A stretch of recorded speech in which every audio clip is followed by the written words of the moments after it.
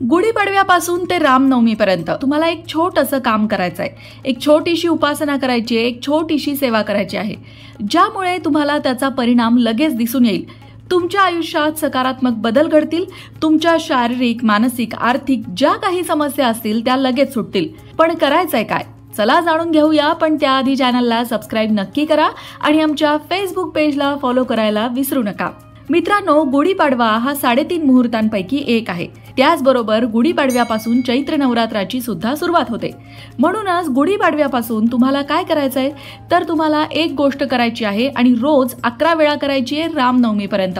ती गोष्ट जर तुम्ही केलीत ना तर तुम्हाला काय काय अनुभवायला येईल ते सुद्धा मी तुम्हाला सांगणार आहे. आणि ती गोष्ट म्हणजे रामरक्षा स्तोत्राचं 11 वेळा पठण करायचंय. लक्षात घ्या, गुढीपाडव्यापासून रामनवमीपर्यंत रोज प्रत्येक दिवशी तुम्हाला रामरक्षा स्तोत्र 11 वेळा म्हणायचं आहे. म्हणजे 9 दिवस 11 वेळा रोज हे स्तोत्र तुम्हाला म्हणायचंय. पण हे स्तोत्र रोज म्हटल्याने काय होणार आहे तर हे स्तोत्र तुम्ही गुढीपाडव्यापासून रामनवमीपर्यंत रोज 11 वेळा म्हटलं तर हे स्तोत्र सिद्ध होणार आहे. आणि हे स्तोत्र सिद्ध झालं की त्याचे तुम्हाला असंख्य लाभ मिळणार आहेत. मग तुम्हाला फक्त रोज एकदा जरी म्हटलात तरी सुद्धा त्याचे लाभ मिळतील. पण त्यासाठी हे स्तोत्र तुम्ही या गुढीपाडव्यापासून रामनवमीपर्यंत सिद्ध करायला हवं. बरं, लाभ काय काय आहेत तेही सांगते. सगळ्यात महत्त्वाचा लाभ होतो तो म्हणजे तुम्हाला आरोग्याची प्राप्ती होते. रामरक्षा स्तोत्राच्या पठणाने तुमचं आरोग्य चांगलं होतं.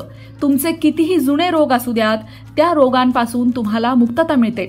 आणि एकदा जर तुम्ही ते गुढीपाडव्यापासून रामनवमीपर्यंत म्हणून सिद्ध करून घेतलं की त्यानंतर रोज एकदा जरी म्हटलं तरी सुद्धा तुमचं आरोग्य चांगलं राहतं. इतकंच नाही तर एखाद्या आजारी व्यक्तीला तुम्ही हे रामरक्षा स्तोत्र म्हणून त्याचा अंगारा जरी लावलात तरी सुद्धा त्या व्यक्तीला सुद्धा त्याचा लाभ होतो. त्यासाठी हे स्तोत्र सिद्ध केलेले मात्र असावं. त्यानंतर दुसऱ्या प्रकारचा लाभ म्हणजे तुमच्यावर जी काही अचानक संकट येतात, मग ती कधी कधी शारीरिक, मानसिक, आर्थिक अशी कुठल्याही प्रकारची संकट असू द्या, त्या संकटांमध्ये सुद्धा हे रामरक्षा स्तोत्र तुम्ही म्हटलं तर तुम्हाला त्याचा लगेचच परिणाम दिसून येईल. म्हणजे एकदा तुम्ही गुढीपाडव्यापासून रामनवमीपर्यंत ते सिद्ध केलं की त्यानंतर तुम्हाला रोज ते फक्त एकदाच म्हणायचंय. आणि जेव्हा जेव्हा तुम्हाला या प्रकारे गरज भासेल तेव्हा तेव्हा ते स्तोत्र तुम्हाला म्हणायचंय. त्याचा लगेच अनुभव तुम्हाला येईल. दुसरी गोष्ट म्हणजे तुमची जी काही समस्या आहे ती समस्या दूर होईल.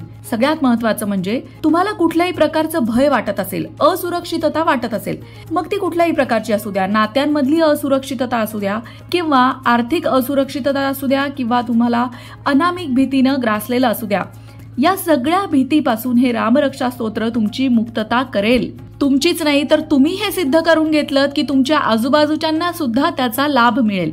पौराणिक मान्यतेनुसार भगवान शिवशंकरांनी स्वतः बुध कौशिक ऋषींच्या स्वप्नात येऊन त्यांना हे रामरक्षा स्तोत्र सांगितलेलं आहे आणि मग त्यांनी ते पहाटे उठून लिहिलेलं आहे.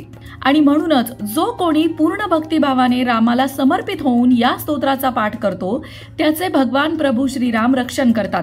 या स्तोत्राच्या पठणाने शत्रूपासून सुद्धा रक्षण होते. रामरक्षा स्तोत्राचं पठण केल्याने व्यक्तीची प्रत्येक समस्या दूर होते आणि शत्रूवर सुद्धा विजय मिळवण्यात तुम्ही यशस्वी होता. तुमच्या भोवती एक संरक्षण कवचच तयार होतं असं म्हणा ना. आणि त्या संरक्षण कवचामुळे तुमची प्रत्येक आपत्तीतून रक्षा होते. आता ज्या लोकांच्या कोर्ट केसेस चालू आहेत, कोर्ट केसेसमध्ये विजय मिळवण्यासाठी रामरक्षा स्तोत्राचं पठण केलंच पाहिजे. रामरक्षा स्तोत्राच्या नियमित पठणाने घरात सुखशांती नांदते, घरामध्ये समृद्धी येते. तेव्हा मंडळी, या गुढीपाडव्यापासून रामरक्षा स्तोत्राचं पठण नक्की करा. गुढीपाडव्यापासून रामनवमीपर्यंत तुम्ही 11 वेळा हे स्तोत्र म्हटलात तर ते सिद्ध होईल. आणि मग जेव्हा जेव्हा तुम्हाला त्याची आवश्यकता भासेल ते स्तोत्र तुमच्या मदतीला उभं राहील. या गुढीपाडव्यापासून आपल्या नवीन वर्षाची सुरुवात होणार आहे. हे नवीन वर्ष आपल्याला चांगलं जावं असं सगळ्यांनाच वाटत असतं. आणि ते चांगलं जाण्यासाठी नवीन वर्षाच्या पहिल्या दिवशी काही ना काहीतरी तुम्हाला करायलाच हवं, ज्यामुळे वर्षभर त्याचा लाभ तुम्हाला मिळेल. आणि असाच एक उपाय आजच्या या व्हिडिओमध्ये आम्ही तुम्हाला सांगणार आहोत. तो उपाय असा आहे, तुम्ही दिवाळीत अभ्यंग स्नान करता ना, पण गुढीपाडव्याला सुद्धा अभ्यंग स्नान केलं जातं हे तुम्हाला माहितीये का? हो, गुढीपाडव्याच्या दिवशी सुद्धा अभ्यंग स्नान करावं. पण ते कशा प्रकारे करावं त्याच्यासाठी एक खास प्रकारचं उटणं असतं. जसं दिवाळीमध्ये चंदनापासून तयार केलेलं उटणं असतं आणि त्या उटण्यामुळे आपल्या आयुष्यात सुगंध दरवळतो, तसं गुढीपाडव्याला सुद्धा एक खास प्रकारचं उटणं तुम्हाला तयार करायचंय. अगदी साधे सोपे पदार्थ आहेत आणि ते उटणं तुम्हाला सकाळी गुढीपाडव्याच्या दिवशी आंघोळ करण्याआधी लावायचं आहे. नीट ऐका, सकाळी लवकर उठायचं ब्रह्ममुहूर्तावर, अर्थात सूर्योदयापूर्वी. जसं दिवाळीला लवकर उठतो तसंच. त्यानंतर सगळी नित्यकर्म उरकल्यानंतर आंघोळ करण्यापूर्वी तुम्हाला हे खास प्रकारचं उठणं तुमच्या पूर्ण शरीरावर लावायचं आहे. ते उठणं कशाचं असणार आहे? त्या उठण्यामध्ये असणारे मोहरीचं तेल, त्याचबरोबर त्या उठण्यामध्ये असेल हरभऱ्याच्या डाळीचं पीठ, सगळ्यात महत्त्वाचं थोडंसं गाईचं दूध आणि हळद. हे 4 पदार्थ या उठण्यामध्ये असणार आहेत. हा ज्योतिषशास्त्रानुसार सांगितला गेलेला उपाय आहे. हा उपाय केल्याने तुम्हाला आरोग्याची प्राप्ती होते आणि आरोग्याची प्राप्ती झाली की कुठलंही नवीन काम करायला तुम्हाला उत्साह वाटेल. तुमच्या हातून काहीतरी चांगलं घडेल आणि माता लक्ष्मीची कृपा तुमच्यावर होईल. पण काय करायचंय, आंघोळीच्या आधी हे उठणं लावायचं आहे आणि आंघोळ करताना सुद्धा तुम्हाला आंघोळीच्या पाण्यामध्ये कडुलिंबाची काही पानं टाकायची आहेत. ती अतिशय आरोग्यवर्धक असतात. त्यामुळे कडुलिंबाची पानं त्या पाण्यामध्ये टाकायची आणि मग संपूर्ण आंघोळ करायची आहे. बघा तुम्हाला किती ताजतवानं वाटेल. नवीन वर्षाची तुमची सुरुवात दमदार होईल. नवीन वर्षाची सुरुवात दमदार झाली की संपूर्ण वर्ष दमदार जाईल.